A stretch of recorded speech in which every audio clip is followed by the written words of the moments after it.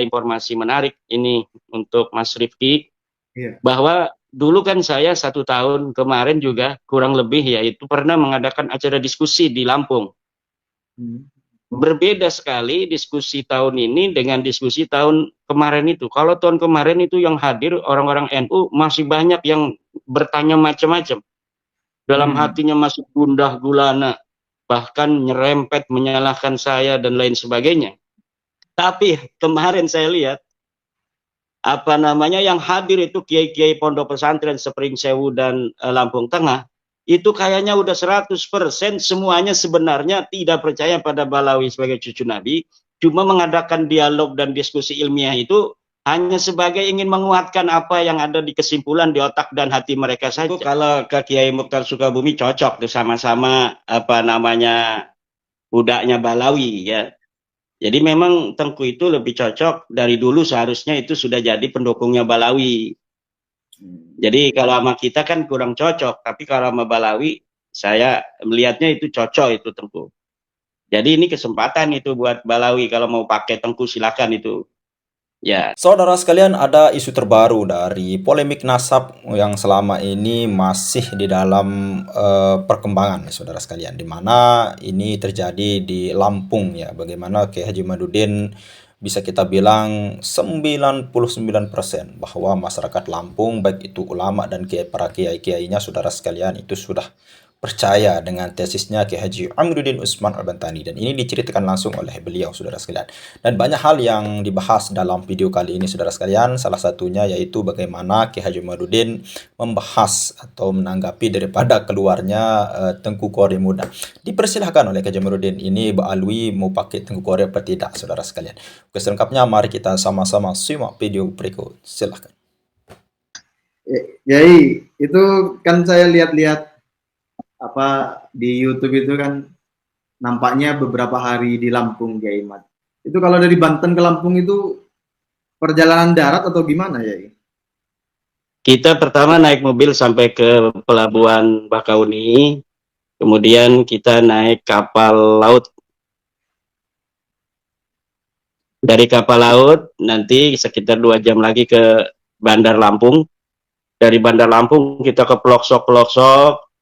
Itu bisa dari Bandar Lampung, kita nginep di Bandar Lampung, setiap malam kita jalan, setiap ada acara itu biasanya 2 jam setengah gitu. Ke pelosok-pelosok, pesantren-pesantren yang ada di kampung-kampung di Lampung Tengah. Berarti kemarin itu lokasinya bukan di Lampung kota begitu ya? Ya, kebanyakan itu di pedalaman, karena pesantren-pesantren itu berbasis dari para trans itu dari Jawa, terutama dari Jawa Tengah, Jawa Timur, itu ada di pelosok-pelosok. Di sana mereka membangun Lampung mulai dari pelosok sehingga menjadi sebuah apa namanya itu komunitas yang hidup secara ekonomi, secara budaya, terutama secara kultur ke-NU-an di Lampung itu sangat kuat. Karena 85% penduduk Lampung itu adalah orang-orang Jawa. Jadi mereka membawa nilai-nilai ke-NU-an ke Provinsi Lampung.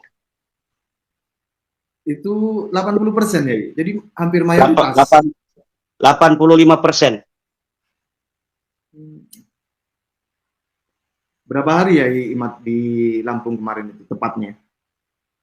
Saya 5 hari ya. 5 hari itu 5 acara.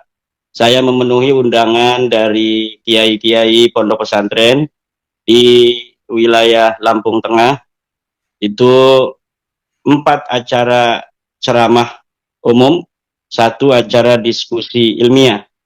Untuk acara ceramah umum ini para kiai-kiai biasa setiap menjelang Ramadan pondok mereka mengadakan acara yang disebut dengan dalam istilah Nahdlatul Ulama itu dengan akhirusana.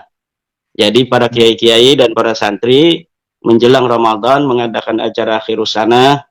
Biasanya itu mengundang para wali santri, masyarakat sekitar. Di situ saya disuruh memberikan pencerahan, terutama tentang polemik nasab.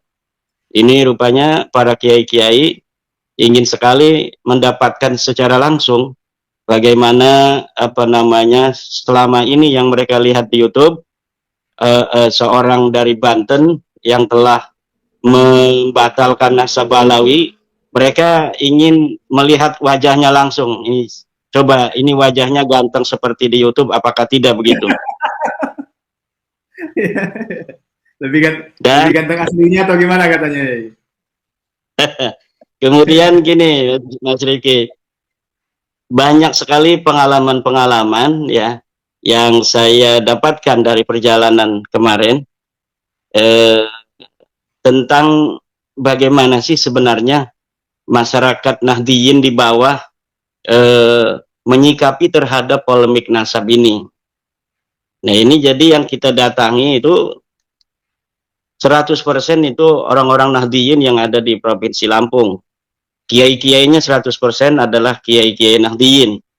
Dan menurut mereka ada yang berbisik kepada saya bahwa kiai-kiai Nahdlatul Ulama di Lampung ini sudah 90% lebih itu sudah tidak percaya lagi kepada Balawi sebagai keturunan daripada Rasulullah Muhammad SAW. Dalam diskusi yang dilaksanakan di Pringsewu di Pondok Pesantren Madinatul Ilm, diskusi ilmiah itu dihadiri oleh seluruh pengasuh pondok pesantren se-Pringsewu dan Lampung Tengah. Itu kemudian ada juga hadir Kiai Isamuddin, Kiai Ahmad Isamuddin. Kiai Ahmad Isamuddin ini adalah Suriah PBNU 2010 sampai 2020. 10 tahun beliau ada di PBNU. Beliau adalah andalan daripada Kiai Said Agil Siraj di dalam menghadapi berbagai masalah umat. Bahsul Masail beliau jagonya itu Kiai Ahmad Isamuddin. Beliau adalah Rais atau Rais Suriah termuda. Jadi di dalam PBNU ini Mas Rifi ada Rais Am, kemudian Rais Am ini punya wakil, biasanya 1 atau 2. Nah, kemudian punya anggotanya ini namanya Suriah PBNU. Nah, Suriah PBNU ini diantaranya periode 2010 sampai 2020 itu adalah Kiai Haji Ahmad Isamuddin.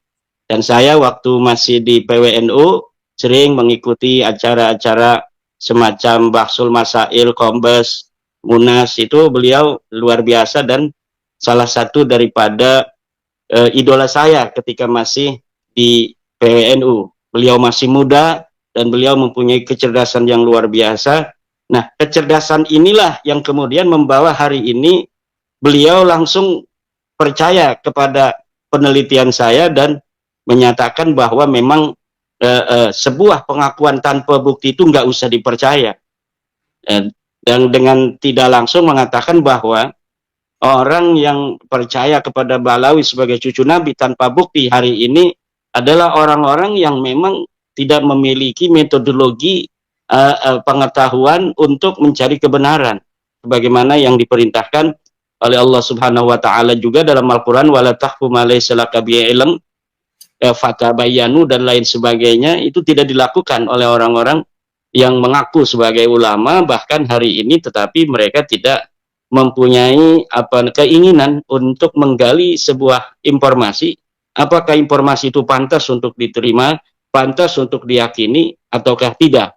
Tetapi berbeda dengan Kiai Isamuddin ini, karena beliau adalah betul-betul saya mengetahui bagaimana basis-basis logika beliau ketika masih di PBNU.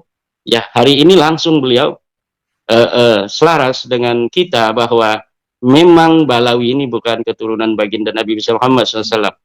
Dan juga ada informasi menarik ini untuk Mas Rifki, bahwa dulu kan saya 1 tahun kemarin juga kurang lebih yaitu pernah mengadakan acara diskusi di Lampung. Berbeda sekali diskusi tahun ini dengan diskusi tahun kemarin itu. Kalau tahun kemarin itu yang hadir orang-orang NU masih banyak yang bertanya macam-macam. Dalam hatinya masih gundah gulana, bahkan nyerempet menyalahkan saya dan lain sebagainya. Tapi kemarin saya lihat yang hadir itu kiai-kiai pondok pesantren Pringsewu dan Lampung Tengah itu kayaknya udah 100% semuanya sebenarnya tidak percaya pada Balawi sebagai cucu Nabi, cuma mengadakan dialog dan diskusi ilmiah itu hanya sebagai ingin menguatkan apa yang ada di kesimpulan di otak dan hati mereka saja. Jadi sebenarnya mereka sudah punya kesimpulan, para kiai-kiai pondok pesantren ini di Lampung, bahwa Balawi ini bukan cucu Nabi. Kalau saya kan mengadakan diskusi itu untuk agar ini para pengasuh pondok pesantren yang masih ada keraguan di hatinya, kemudian bisa untuk bertukar dalil, bertukar informasi. Coba sih yang mengatakan bahwa Balawi ini masih diakui sebagai cucu Nabi, mana dalilnya? Kan kita memerlukan itu agar kita bisa juga untuk menjawabnya nanti. Tapi ternyata kemarin itu ciples tidak ada. Jadi dari suasananya saja dari awal ketika saya itu hadir, itu semuanya sudah sumringah berbahagia itu ketika ketemu saya. Jadinya saya ketika memberikan apa namanya itu materi juga itu tidak serius-serius banget. Tidak serius dan jadinya tidak sistematis juga karena kita sudah mengetahui mereka kelihatan dari wajahnya ini sudah merdeka semua.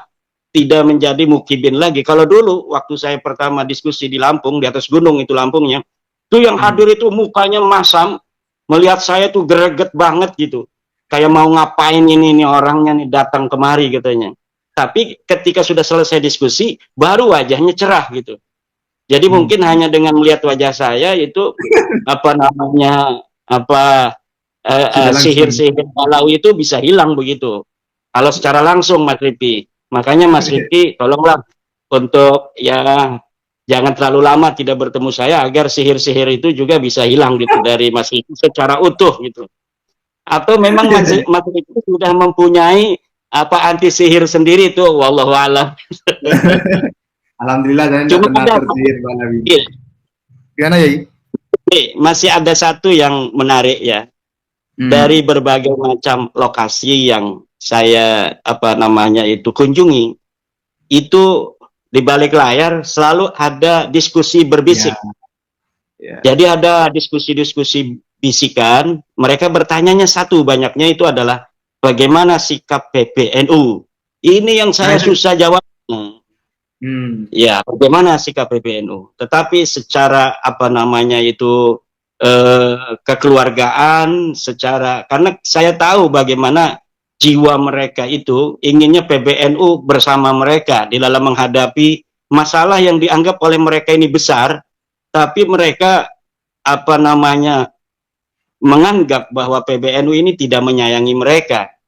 Jadi seakan-akan PBNU menutup mata dengan apa yang mereka rasakan selama ini dari penghinaan yang selama ini terjadi berpuluh-puluh tahun, dari pendawiran, dari berbagai macam apa namanya itu hal-hal yang tidak memanusiakan manusia yang dilakukan oleh Balawi, itu ketika mereka mendukung saya, kemudian PBNU itu seakan-akan masih berdiam diri, itu mereka wajahnya itu seperti menunjukkan wajah kesedihan, wajah memelas, ada juga wajah menyalahkan.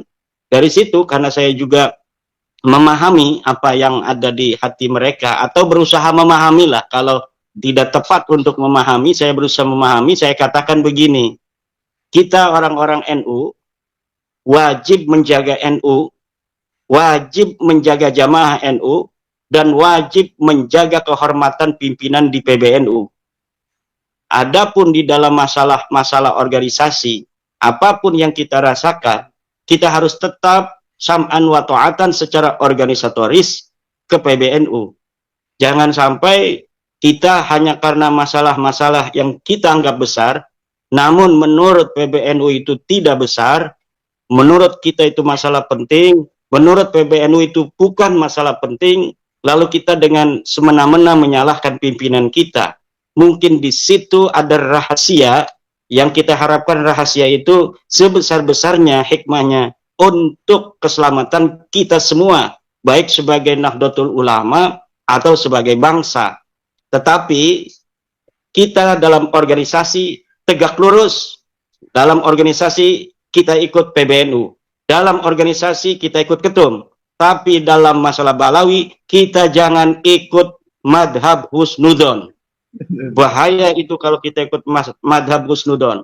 Dalam Ba'alawi kita ikut madhab dalil saja, yang sudah ada di dalam buku Ulama Nusantara Menggugat Nasab Palsu, 690 halaman lebih, yang mamlu'atun bid-dalail, yang telah dipenuhi dengan dalil-dalil. Disitulah kita akan bersama-sama berjalan di dalam masalah Balawi, bahwa Balawi telah nyata bukan sebagai keturunan baginda Nabi besar Muhammad SAW. Siapa orang yang hari ini masih mempercayai Balawi sebagai keturunan Nabi, maka dia yang tidak akan selamat dari kejelekan Balawi. Sampai saya, Mas Rifki, bercanda-canda di situ dengan banyak pengurus-pengurus PCNU. Kata saya, ini pengurus-pengurus di sini yang hadir di sini, yang majang foto saya dengan foto Gus Ketum itu beda tentang Balawi. Ada kiai yang ada fotonya Gus Ketum, ada kiai yang punya foto saya, ada kiai yang punya foto Gus Ketum dan foto saya bareng. Itu yang akan kena jelekan Balawi adalah orang yang punya fotonya Gus Ketum. Ini nih madhab Husnudon ini. Nah, kalau yang punya foto saya, wah, ini madhab Imadiyah anti Balawi, nggak bisa didawir lagi, nggak bisa ditipu lagi, kan? Nah, yang bingung itu kiai yang punya foto saya juga punya foto Gus Ketum di Almenak. Wah, ini dua-duanya ada ini. Ini bab Husnudon ada, ini bab Imadiyah juga ada. Nah, ini jadi Habibnya jadi bingung itu yang mau dawir itu. Ini masalah dawir ini bukan hal yang tabu sekarang dibicarakan ini, Mas Rifki, karena memang ketika kita ke masyarakat itu semuanya terutama yang mereka bahas adalah tentang Kiai terima kasih sekarang nggak ada lagi Habib yang dawir gitu. Jadi seakan-akan bab ini hanya bab dawir saja gitu. Padahal kan kita sebenarnya ketika meneliti itu, Mas Rifki, itu masalah dawir itu saya nggak kepikir sama sekali. Yang saya kepikir itu adalah masalah penghinaan Bahar Smith di depan pengadilan kepada seorang kiai. Nah, ternyata di bawah ini pendawiran ini luar biasa. Mungkin saya kurang gaul di daerah-daerah Jawa dulu sebelum bab nasab ini ya. Saya tahunya di lingkungan saya ada Habib-Habib ada, tapi nggak ada yang berani kan dawir-dawir besar-besar begitu. Minta 40 juta, minta 50 juta, minta mobil, nggak ada di sini di Banten. Tapi ternyata di daerah lain, terutama yang saya tahu di daerah Jawa Tengah, Jawa Timur, hal itu sudah biasa, mereka memaksa. Kalau tidak dikasih, kemudian mereka akan mendoakan jelek kepada orang yang tidak mengasihi itu. Demikian mungkin sekilas tentang perjalanan saya ke Provinsi Lampung. Ya, itu yang di Lampung itu, ya, saya lihat di videonya itu kan banyak sekali yang hadir itu. Itu ratusan, mungkin lebih dari 100 mungkin ya. 100 kiai lebih. Kalau yang di diskusi itu mungkin hanya 300. Nah, kalau di kiai-kiai, ya, pengasuh-pengasuh pesantren itu mungkin saya nggak menghitung secara itu presisi, tetapi saya perkirakan paling banyak itu 300. Pengasuh pesantren semua itu dengan pengurus NU, ada yang dari Les Bumi dan lain sebagainya. Tapi kalau acara masyarakat itu memang ribuan, karena kiai-kiai yang itu saya datangi kemarin, pondoknya pondok pesantren yang besar, mereka alumni dari pondok-pondok di Jawa, ada yang dari pelosok, ada yang dari Trenggalek, dan lain sebagainya. Ada yang dari Kudus, gitu, dari Mbak Arwani, pesantren di Kudus, penghafal Al-Quran. Ya, jadi mereka memiliki sebuah otoritas di masyarakat tentang keagamaan, sehingga yang hadir itu bukan hanya santri dan bukan hanya wali santri, tapi masyarakat luas juga ikut hadir. Cuma ada beberapa pas acara itu memang dari mulai siangnya udah hujan terus menerus sehingga sampai malam itu hujan. Jadi saya pun ceramah itu hujan-hujanan jamaah itu. Tapi tidak mengurangi, masyarakat tetap bertahan ya. Tetap, karena itu ingin melihat pembatal nasab katanya itu. Ya, artinya kalau kira-kira ya 200 kiai, jumlahnya 200 kiai ke atas atau maksimal katakanlah 300 gitu, antusiasme tentang dialog nasab itu artinya tinggi ya. Bukan tinggi-tinggi lagi, bahkan ada pengurus Jatman Pusat yang ada di Lampung meminta saya mendadak ketika malam itu dia hadir, pengasuh pesantren, untuk menjadwal tambah 1 hari lagi. Aduh, kata saya enggak, iya di Lampung itu, tambah 1 hari lagi di Lampung, 1 acara lagi di pondok saya, beliau pengurus Jatman Pusat, ya karena memang Mbah Yaya Halwani pun ada di acara di Lampung. Jadi setelah saya ke rumahnya Kiai Haji Ahmad Isomuddin untuk bersilaturahmi, kemudian Mbah Halwani ketua Jatman juga datang ke Dr. Isomuddin itu. Jadi kekuatan apa namanya di Lampung ini NU-nya luar biasa, baik dari struktur PCNU, PWNU maupun dari Banom-Banom semacam Jatman ini kegiatannya luar biasa gitu. Baik, jadi untuk apa namanya tentang Lampung kita geser dari Lampung, kita geser ke Surabaya ini, Yai. Ke isu ini berikutnya. saya sambil merokok karena sekarang rokok ini bukan hanya orang NU yang sudah menghalalkan, orang Wahabi pun sudah fatwa Ustadz Bajrai itu bahwa rokok halal. Ini menunjukkan bahwa apa yang selama ini diyakini oleh kiai-kiai NU bahwa rokok ini hukumnya makruh, hasil bahsul masail itu bahkan dihukumi oleh orang Wahabi sekarang bukan hanya makruh tapi halal katanya. Bahasa Wahabi itu halal dan haram saja tahunya kan, bahwa rokok itu adalah halal. Itu orang Wahabi sekarang. Jadi tidak relevan lagi kalau ada orang-orang Wahabi yang ngomong orang merokok itu adalah yang tidak pantas ilmunya untuk diikuti, karena ternyata orang Wahabi sendiri itu dalam fatwa-fatwanya tidak ada apa ijma kesepakatan bahwa rokok itu adalah haram. Tetap di dalam apa namanya itu Baklawi sendiri, bukan Baklawi, temennya Wahabi. Dalam Wahabi sendiri ada perbedaan pendapat, yaitu ada yang mengatakan halal, ada yang mengatakan haram. Kalau kita kan orang NU makruh. Di makruh itu adalah hati-hati tidak mengatakan mubah gitu. Makruh itu luar biasa. Kiai-kiai sudah senang merokok tapi mengatakannya cuma makruh bukan mubah. Tapi orang Wahabi beda. Dia itu hukum hitam putih. Ketika sudah ketahuan merokok, maka orang Wahabi katakan rokok adalah halal. Terima kasih. Ya, saya juga nonton itu videonya itu. Halal. Ya. Ya, ini saya mau nanya pendapat Kiai Imad tentang dialektik, kalau bisa dikatakan dialektika ya, atau komunikasi lah. Komunikasi antara Kiai Nur Ihya Salafi Surabaya dengan Kiai Nur Ihya yang menyampaikan data kepalsuan manuskrip Rumel, kemudian Rumel membantah. Nah, itu detailnya itu ya ada di video masing-masing ya. Tanggapan Kiai Imad tentang peristiwa tersebut gimana, Kiai Imad? Ya, saya juga nonton. Jadi kan begini itu kronologisnya. Di dalam buku Hanif Alatas dan kawan-kawan, buku keabsahan itu, ada sebuah sanad hadis untuk apa namanya mengatakan bahwa Alawi bin Ubaid ini orang historis.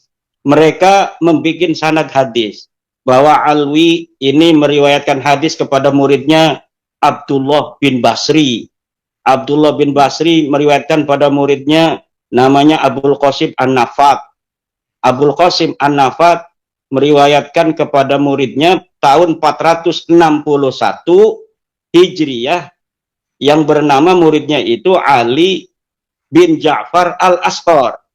Itu kata Yai Ihya, ini sanad palsu, manuskrip palsu. Memang manuskripnya nggak ada. Manuskripnya nggak disebutkan oleh buku Hanif Alatas. Dia hanya menyebut di dalam buku itu, dalam buku keabsahan itu, sebuah sanad hadis yang menyebut nama Alwi, Ubaid, segala macam itu, hanya untuk mengatakan bahwa orang ini ada. Alwi itu historis. Abdullah bin Basri itu historis. Bahwa keluarga Balawi sudah ada dalam sanad-sanad hadis. Padahal sanadnya palsu, manuskripnya palsu, hadisnya juga nggak ada. Itu nggak ada hadisnya di situ. Nah, lalu bagaimana menurut saya?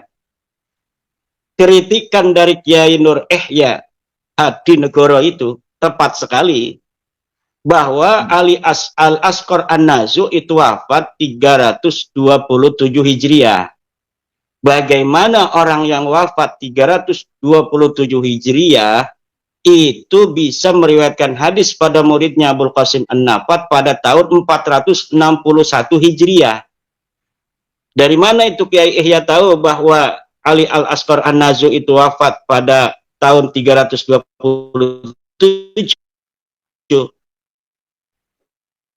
Ada manuskrip dari keluarga Ali Ar-Ridha yang kita bisa akses di keluarga Ali Ar-Ridha juga, bahwa Ali Al-Asqar yang anak daripada Ja'far Al-Kadzdzab itu wafat 327 Hijriah.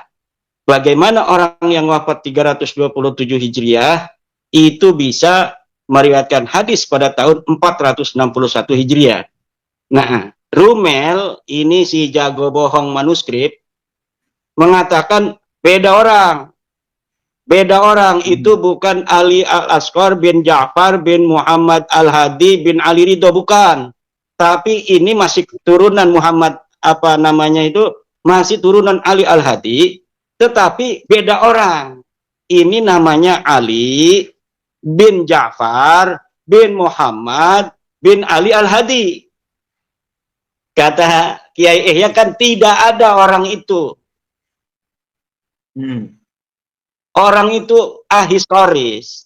Tidak ada dalam keluarga keturunan Ali Al-Hadi itu orang yang bernama Ali Al-Asqar Al-Balkhi, itu kata Rumel, yang anaknya daripada Ja'far, anak daripada Muhammad, anak daripada Ali Al-Hadi. Tidak ada itu.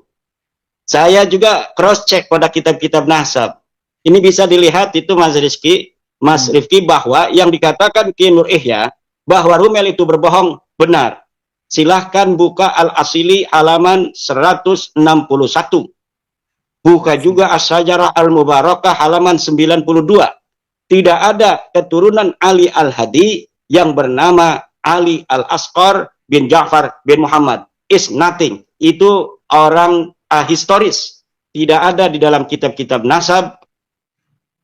Tidak ada di dalam sejarah. Kalau Rumel Abbas itu mau berbohongnya pakai data, silakan datanya sampaikan. Dari kitab apa dia itu bisa mengatakan bahwa Ali Al-Asqar itu adalah anak Yan bin Ali Al-Hadi? Ihya juga sudah ngebel ke saya. Kiai, bagaimana penjelasan saya? Tepat Kiai Ihya. Saya sudah mengirimkan tantangan untuk mereka bisa memberikan referensi dari mana mereka itu bisa menyebut ada seseorang bernama Ali Al-Asqar bin Ja'far bin Muhammad. Tidak ada. Keturunan Ali Al-Hadi tidak ada yang bernama Ali Al-Asqar bin Ja'far bin Muhammad bin Ali Al-Hadi. Adanya adalah Ali Al-Asqar bin Ja'far Al-Kadzdzab bin Ali Al-Hadi. Itu. Jadi tepat sekali. Karena memang begini, Mas Rifki. Mereka ini sudah tidak punya data apa-apa lagi. Sudah nyata, bayanan, jalian, bahwa memang segala apa yang mereka susun hari ini adalah semuanya kedustaan. Nasab itu tidak tersambung pada Rasulullah. Bil yakin, yakinan hakikian. Secara ilmu sejarah, tidak ada. Mereka tidak akan mampu untuk membawakan satupun kitab sejarah yang ada di abad ke-5 yang menyatakan bahwa Ahmad bin Isa pernah ada di Yaman. Nggak bakal bisa.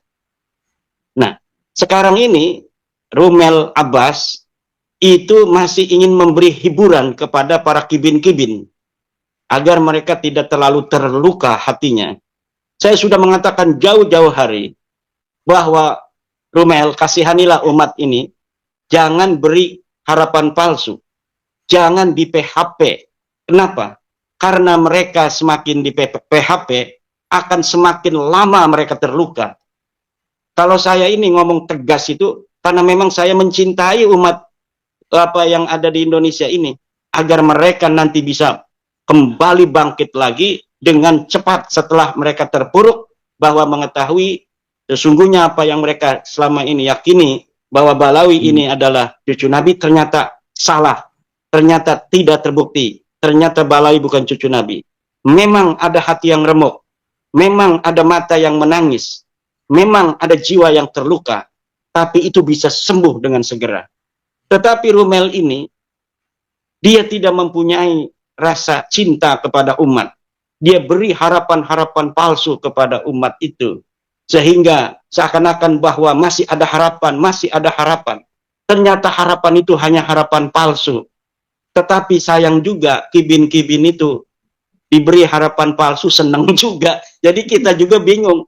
Beri harapan palsu, dibohongin, percaya. Bahkan masih ada aja yang komen itu di YouTube-nya. Jadi terima kasih telah menjaga nasab Rasulullah. Nah, saya ketawa sendiri. YouTube-nya Pak Rumel Abbas ada yang berkomen, terima kasih Mas Rumel menjaga nasab Rasulullah. Justru dia yang mengacak-ngacak nasab Rasulullah. Dia akan bertanggung jawab terhadap apa yang dia sampaikan hari ini di hadapan Rasulullah kelak.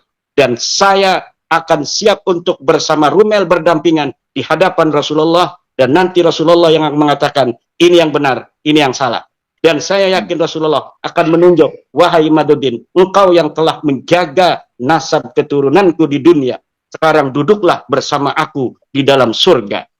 Nanti Rumel diam aja kan. Rumel cilak-cilok nyari-nyari topik segap, nggak ada katanya kemana. Nyari Wafi nggak ada. Ini Wafi dulu kan sama kita, sekarang nggak ada. Nyari Hanif Alatas udah nggak ada juga. Paling ya saya sebagai sama-sama, saya kan pernah ngobrol, saya itu orang yang pernah ngobrol dengan saya gitu. Itu akan saya selalu ingat. Berarti dia telah memberikan di dunia itu senyuman aja, itu orang yang telah berjasa pada saya. Paling saya yang akan memberikan syafaat pada Rumel Abbas itu nanti kelak. Nanti kata malaikat, neraka, jangan ya Allah. Karena dialah, walaupun bohong, saya bisa mencari dalil yang lebih kuat. Akhirnya, betul ini Maduddin, ini jangan masuk neraka. Jangan, kasihan. Lihat wajahnya aja kasihan. Masukin ke surga. Boleh, tapi jangan surga yang paling tinggi. Yang rendah-rendah aja gitu. Kira-kira begitu dramanya nanti. Wallahu a'lam bishawab. Ya. Itu selain Rumel memberi harapan palsu, ijazah S2-nya dia juga tidak ada ya. Historian palsu juga kan, sudah di tracking oleh Dr. Sugeng Sugiarto. Ya, itu kemampuan Dr. Sugeng untuk ahli tracking. Jangankan hanya ijazah S2-nya Rumel, apa ada apa enggak. Itu Yuya dukun Fir'aun aja bisa ketelusur itu sama Dr. Sugeng itu. Saya taklid di dalam masalah DNA itu kepada Syekh Dr. Sugeng Pondang Sugiharto rahimahullah wa hafidhahullah. Ya. Baik. Ini selain yang tadi, monggo Yai sambil ngerokok dulu ya. Ini udah halal. Halal. Ya, ini juga di video berseliweran, itu video apa nih? Kalau di sini ya Tengku Kori lah, meskipun saya tidak tahu itu betulan Tengku atau tidak ya. Tapi ini penamaan aja Tengku Kori itu ya mungkin safari dakwah atau bisa dikatakan luntang lantung pergi ke pendukung itu budak-budak Baklawi itu ya. Terakhir itu ya di video itu kan Tengku Kori itu semacam presentasi memiliki antitesis di hadapan, kalau tidak salah ya, Kiai Haji Muhtar Sukabumi gitu. Itu kalau tidak salah, kalau saya salah tolong dikoreksi. Tanggapan Kiai Imad tentang peristiwa itu gimana ya Imad? Ya, Tengku kalau ke Kiai Mukhtar Sukabumi cocok tuh, sama-sama budaknya Balawi ya. Jadi memang Tengku itu lebih cocok, dari dulu seharusnya itu sudah jadi pendukungnya Balawi. Jadi kalau sama kita kan kurang cocok, tapi kalau sama Balawi saya melihatnya itu cocok itu Tengku. Jadi ini kesempatan itu buat Balawi, kalau mau pakai Tengku silakan itu. Ya, tergantung pada Taufik Segap, Rizik Syihab tuh mau dipakai apa enggak itu. Tengku Kori itu udah siap dengan antitesis katanya. Ya. Berarti ini ya tidak ada yang disesali begitu ya? atau disayangkan itu Siapa yang nggak ada ya? menyesal? Ya maksudnya Enggak. dari Tengku Kori apa namanya itu ya? Ya safari Ya, lah, safari gitu. ya Tengku kan udah dewasa. Dia bisa untuk memilah apa yang menguntungkan dirinya kan. Kalau kita para pejuang-pejuang ini yang menguntungkan kita adalah ketika melihat masyarakat Islam ini dapat terbebas dari belenggu yang selama ini menggelantungi leher kemanusiaan mereka. Mungkin bagi Tengku beda lagi. Itu silakan saja, itu hak setiap orang untuk menempatkan diri ada di mana dan sebagai apa. Tinggal kesempatan ini mau diambil apa tidak oleh Rabita Alwiyah. Tengku misalnya diambil untuk menjadi wakil mereka dalam debat dengan saya misalnya. Itu silakan saja. Siapa tahu benar itu antitesisnya. Iya, iya, iya. Siapa tahu benar akhirnya Robito Alawiyah memiliki keberanian untuk debat langsung tatap muka, tidak kabur-kabur terus seperti dulu-dulu ya. Ya, itu saya harapkan begitu. Mungkin nanti bisa untuk dibaca dulu antitesisnya. Kan dia pakai antitesis itu. Ini antitesis gitu aja. Dibaca dulu mungkin. Setelah dibaca, kira-kira ini hebat ini. Coba kasih surat tugas perwakilan untuk berdebat dengan saya. Kapan aja saya siap. Iya, siap, ya, insya Allah. Oke, baik, Yai. Kita geser lagi, Yai. Dari Tengku Kori kita ke Kiai Ja'far, Yai.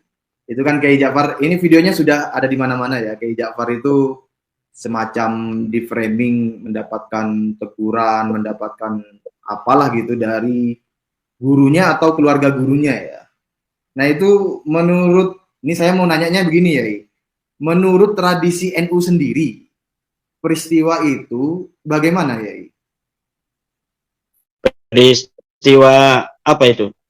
Kiai Ja'far yang ditegur oleh yang dari Arab Saudi itu, ya kan ada kiai dari Indonesia ngewadul, apa itu ngewadul itu apa namanya? Melaporkan bahwa Kiai Ja'far begini, tolong dinasehati. Kemudian Kiai Ja'far itu dinasehati, bahkan kalau saya menangkapnya itu terkesan terkesan ya, ini saya sepenangkapan subjektif saya ya, terkesan menekan, terkesan juga ada rasa-rasa meremehkan, ini anak kecil dan lain sebagainya itu Yai kan masih belum tahu video itu ya. Ya, saya paham. Ya, Kiai Ja'far kan beliau mendukung tesis saya, ya kan begitu. Kiai Ja'far dari Madura yang beliau ini mondok di Makkah Al-Mukarramah. Ya. Kemudian dia juga bikin penelitian sendiri tentang Maimun Al-Qaddah, gitu kan. Ya. Kemudian dilaporkan nih sama Balawi-Balawi CS ini ke Mekah untuk bisa menekan Kiai Ja'far agar beliau tidak lagi untuk ikut-ikut membatalkan nasab Balawi. Dalam tradisi kita, dalam tradisi NU, ini tradisi yang ilmiah. Tradisi ilmiah dari zaman dulu, kitab-kitab yang kita baca itu Mas Rifki, coba contoh aja dalam kitab Ihya Ulumuddin, juz 1 halaman 70, tentang bagaimana Ibnu Abbas belajar kepada Zaid bin Sabit, summa khalafahu. Kemudian Ibnu Abbas berbeda dengan Zaid bin Sabit fil fiqhi di dalam masalah fikih. Itu contoh bagaimana seorang murid biasa untuk berbeda dengan gurunya dalam satu masalah fikih. Kemudian bagaimana Imam Malik, itu beliau mujtahid mutlak, mempunyai murid Imam Asy-Syafi'i, kemudian Imam Syafi'i berbeda dalam masalah fikih dengan Imam Malik. Kemudian Imam Syafi'i mempunyai murid Ahmad bin Hambal kemudian berbeda dengan Imam Syafi'i dalam masalah fikih. Kemudian Ali Al-Jubai, orang Mu'tazilah, punya murid namanya Abu Hasan Al-Asy'ari, kemudian Abu Hasan Al-Asy'ari berbeda dengan gurunya Ali Al-Jubai, kemudian mendirikan sebuah madhab Ahlussunnah wal Jamaah yang kemudian sampai kepada kita. Jadi perbedaan seorang murid dengan guru itu bukan hal-hal yang begitu besar gitu, wow gitu untuk kalangan NU. Karena kitab-kitab kita yang kita baca demikian. Kalau seorang murid memiliki dalil yang lebih kuat dari gurunya, maka gurunya taslim kepada muridnya itu. Silakan engkau untuk berpendapat demikian. Kalau misalnya gurunya itu masih hidup, ketika muridnya itu menemukan dalil yang lebih kuat, itu orang-orang zaman dulu, Mas Rifki, tidak segan-segan gurunya ikut pada muridnya. Kalau gurunya sudah wafat, ini yang jadi masalah, karena pendapatnya itu akan tetap dikira demikian. Padahal para ulama-ulama banyak yang menyatakan, "Lau kana Syafi'iyyu hayyan laqala bihi." Kalaulah Imam Syafi'i itu masih hidup, maka Imam Syafi'i akan berkata yang sama dengan pendapat yang diberikan oleh salah satu ulama itu. Atau ada lagi kata-kata lau kana asy-Syafi'iyyu hayyan laqala bima qultuhu ana. Kalaulah Imam Syafi'i itu kemudian itu masih hidup, maka Imam Syafi'i akan berkata dengan apa yang aku katakan. Ini juga diajarkan oleh Imam Syafi'i. Bagaimana Imam Syafi'i radhiyallahu anhu ketika bicara tentang sahabat, kemudian sahabat itu meriwayatkan sebuah hadis dari Rasulullah, tetapi sahabat itu menafsiri hadis itu dengan tafsir otaknya sendiri. Kemudian tafsirnya itu dianggap oleh Imam Syafi'i tidak sesuai dengan dohir daripada hadis itu. Kemudian ditanya Imam Syafi'i, bagaimana Imam Syafi'i? Ini dalam hadisnya sudah ada tafsiran dari sahabat. Apakah Imam Syafi'i akan mengikuti tafsiran sahabat itu tentang hadis ini, ataukah akan berpijak kepada dohirnya lafaz hadis itu? Kata Imam Syafi'i, aku tidak akan mengikuti orang, lau asartuhu lahajaztuhu. Aku tidak akan mengikuti orang yang pendapatnya berbeda dengan apa yang seharusnya. Kalaulah aku hidup dengan dia, lahajaztuhu, maka aku akan mengalahkan dia dalam berpikir. Itu ucapan Imam Syafi'i tentang sahabat. Bagaimana kita tahu bahwa sahabat dalam pandangan umat Islam, dalam pandangan Nahdlatul Ulama, Ahlussunnah wal Jamaah, itu memiliki kedudukan yang begitu tinggi. Tetapi bagi kalangan akademisi, ilmuwan, ulama seperti Imam Syafi'i, ya kedudukan manusia itu selain Rasulullah, pendapatnya adalah sama, bisa ditolak, juga bisa diterima. Imam Malik radhiyallahu anhu mengatakan, kullu ahadin yuqbalu qawluhu wa yuraddu ila sahibah hadal qabri. Setiap orang kata-katanya bisa ditolak dan bisa diterima, kecuali orang yang memiliki makam ini. Makam ini maksudnya Rasulullah, karena Imam Malik hidup di Madinah berdekatan dengan makamnya Rasulullah Muhammad SAW. Jadi seharusnya guru-guru itu akan bangga mempunyai murid seperti Kiai Ja'far dari Madura, Kiai Hasan Asy-Syarif dari Madura, kemudian Mas Rifki Zulkarnain dari Madura juga. Ini banyak Madura-Madura, juga pengikut Balawi banyak Madura juga. Ini gimana, saya kadang bingung. Orang Madura ini punya keanehan tersendiri. Yang dukung saya banyak dari Madura, tapi yang roasting saya juga dari Madura. Ini Madura ini bagaimana sebenarnya ini? Nah, jadi kita berharap ini kepada para kiai-kiai, kita doakan anak-anak kita supaya lebih hebat daripada kita. Ya Rabbi bil khalil iftah kulla talibina waj'alhum khairan minna wa khairal umami.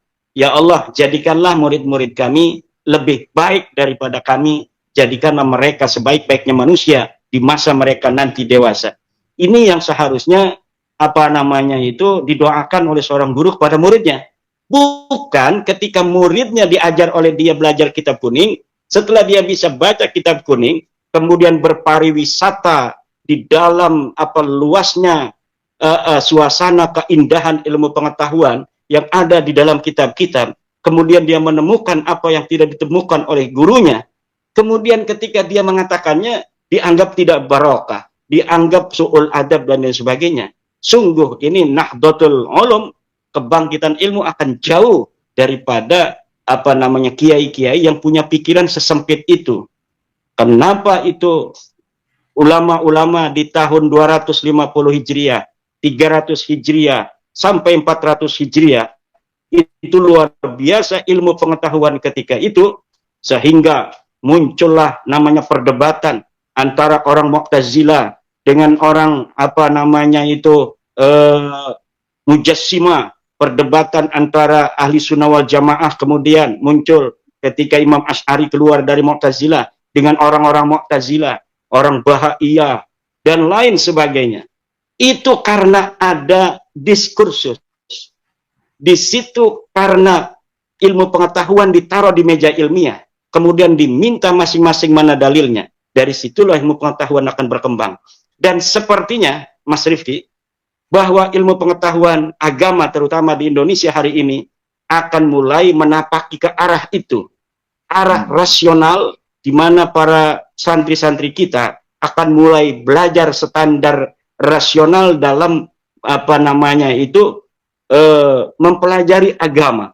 Jadi agama bukan hanya sebagai sebuah doktrin, tetapi agama diletakkan di dalam meja ilmiah yang bisa untuk ditelusuri mana dalil yang terkuat, mana dalil yang lemah, mana pendapat yang berbasiskan kebenaran, mana hanya pendapat yang berbasis don semata yang tidak bisa dilumuri oleh dalil-dalil yang seharusnya menguatkan dia. Dan saya yakin bab nasab, diskursus nasab hari ini akan menjadi starting point meningkatnya keilmuan masyarakat pesantren di Indonesia mulai tahun ini dan tahun-tahun berikutnya, dari masa ini sampai masa berikutnya. Amin. Amin. Ini kan ini saya agak perpanjang sedikit di situ ya. Itu kan juga ada beberapa kasus sekitar 1,5 tahun atau 2 tahun yang lalu itu ada santri yang dipecat dari pondok pesantrennya karena protesis Kiai. Itu kan ada ya, nama pondok pesantrennya saya lupa, saya ingat tapi saya khawatir keliru gitu.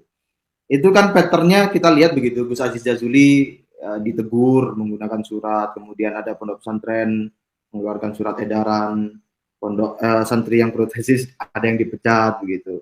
Itu patternnya itu klan Habib Alwi ini menggunakan kekuatan otoritas guru untuk menekan dan memaksa santri-santrinya begitu. Yai.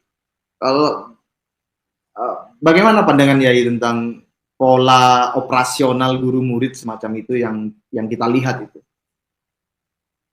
Itu pola-pola non ilmiah dari sebagian kalangan-kalangan sufi-sufi yang tersesat. Jadi sufi-sufi yang tersesat itu ada doktrin-doktrin semacam itu, bahkan orang yang sudah masuk tarekat yang satu tidak boleh masuk tarekat yang lain. Jadi dia menganggap tarekat itu sebagai sebuah basis kekuatan sosial gitu. Jadi kalau orang satu tarekat mengambil tarekat lain kan nanti dia kesetiaannya akan terbagi. Nah, dari doktrin-doktrin tasawuf yang sesat itu kemudian banyak yang masuk juga ke lingkungan pondok pesantren akhir-akhir ini. Jadi doktrin-doktrin yang tidak ilmiah semacam itu kemudian juga masuk dari doktrin-doktrin tasawuf yang tersesat. Nah, tasawuf kita kan Ahlussunnah wal Jamaah Nahdlatul Ulama basisnya hanya 2. Pertama adalah Imam Al-Ghazali, yang kedua adalah Junaid Al-Baghdadi. Nah, tasawuf yang 2 ini, Mas Rifki, itu sudah mengalami proses dialektika yang cukup panjang, yang dirinya dapat melewati batas-batas scientific dividend, di mana seluruh dari basis-basis dalil tasawuf Imam Al-Ghazali dan Junaid Al-Baghdadi adalah basis-basis Al-Quran dan Sunnah. Makanya Mbah Hasyim Asy'ari, para pendiri-pendiri NU dulu wanti-wanti, kalau mau tasawufnya hanya Al-Ghazali dan Junaid Al-Baghdadi. Jangan tasawuf yang lain. Nah, kalau tasawufnya itu tasawuf Junaid Al-Baghdadi, muqayyadun bil Qur'ani was Sunnah. Dia diikat oleh Al-Quran dan Sunnah. Begitu pula tasawufnya Imam Al-Ghazali, muqayyadun bil kitabi was Sunnah. Tetapi ada tasawuf-tasawuf yang sekarang ini masuk di kalangan Nahdlatul Ulama, tetapi tidak berbasis Al-Quran dan Al-Hadis. Termasuk doktrin-doktrin yang tidak ilmiah seperti itu. Di mana murid, seakan-akan murid itu kalau sudah jadi murid seseorang, maka dia akan jadi budaknya selamanya. Tidak bisa. Patronase, feodalisme tidak diajarkan di dalam Islam. Dan ini yang harus kita juga sebagai pengasuh pesantren harus introspeksi. Orang-orang Banten pondok-pondoknya gara-gara ada YouTube hari ini banyak juga yang kelakuan santrinya nyontoh-nyontoh yang ada di YouTube itu. Ketika Kiai Jawa ya kan berjalan semuanya itu pada tunduk gitu. Ada yang sambil merangkang. Lah santri saya yang dari zaman dulu nggak begitu, niru-niru begitu gara-gara YouTube itu. Kata saya ini tidak diajarkan di dalam tradisi pondok pesantren di Banten antara guru dan murid seperti ini tidak diajarkan. Kadang-kadang ya mereka ingin jangan kalah dong akhlak kita dengan akhlak santri-santri Jawa. Padahal akhlak semacam itu tidak ada di dalam ajaran-ajaran kitab-kitab tasawuf sendiri.